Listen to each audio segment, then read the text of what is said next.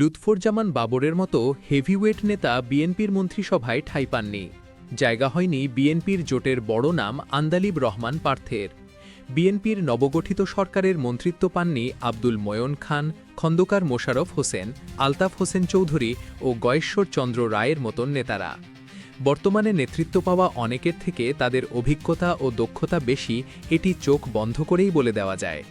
অতীতে অনেক গুরুত্বপূর্ণ মন্ত্রণালয়ের দায়িত্বেও তারা ছিলেন। মন্ত্রিত্ব না পাওয়া বড় নেতাদের দেখে নিন। শুরুতেই লুৎফুজ্জামান বাবর। দেশের রাজনীতিতে বাবরের এক অবিশ্বাস্য প্রত্যাবর্তন হয়েছে। ২০০১ সালে স্বরাষ্ট্র প্রতিমন্ত্রীর দায়িত্ব পালন করেছিলেন বাবর। তবে ক্ষমতা ও আধিপত্যে তিনি পূর্ণমন্ত্রীকেও ছাপিয়ে গিয়েছিলেন। তাই অনেকের ধারণা ছিল এবার বাবরকে স্বরাষ্ট্রমন্ত্রী করা হবে, কিন্তু সেটা হয়নি।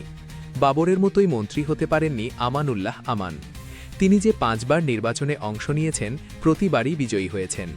১৯৯১ সালের নির্বাচনের পর বিএনপি সরকার গঠন করলে আমান প্রথমে স্বাস্থ্য ও পরিবার কল্যাণ মন্ত্রণালয়ের প্রতিমন্ত্রী হিসেবে দায়িত্ব পালন করেন। ২০০১ সালে পুনরায় দল সরকার গঠন করলে তাকে শ্রম ও কর্মসংস্থান মন্ত্রণালয়ের প্রতিমন্ত্রী বানানো হয়। তবে এবার তা আর হয়নি। ত্রয়োদশ জাতীয় সংসদ নির্বাচনে ভোলা ১ আসনে বিজেপি চেয়ারম্যান আন্দালিব রহমান পার্থ গরুর গাড়ি প্রতীক নিয়ে নির্বাচনে অংশ নিয়েছিলেন। তিনি ১,০৫,০০০ ভোট পেয়ে জয়ী হন।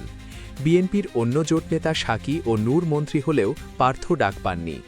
এছাড়াও খন্দকার মোশাররফ হোসেনের নাম আসবে মন্ত্রিত্ব না পাওয়া হেভিওয়েট বিএনপি নেতাদের তালিকায়। তিনি ২০০১ থেকে ২০০৬ পর্যন্ত ৪ দলীয় জোট সরকার আমলে স্বাস্থ্য ও পরিবার কল্যাণ মন্ত্রণালয়ের দায়িত্ব পালন করেন। বিএনপির আরেক নেতা অবসরপ্রাপ্ত air vice marshal Altaf Hossain Chowdhury এবার কোনো মন্ত্রণালয় পাননি। ২০০১ থেকে ২০০৪ পর্যন্ত তিনি স্বরাষ্ট্রমন্ত্রী হিসেবে দায়িত্ব পালন করেছিলেন। তালিকায় তার নাম না থাকাটা রাজনৈতিক মহলে হতাশার সৃষ্টি করছে। এই হেভিওয়েট নেতাদের সাথে আরও অনেক নেতাই মন্ত্রিসভায় ঠাঁই পাননি।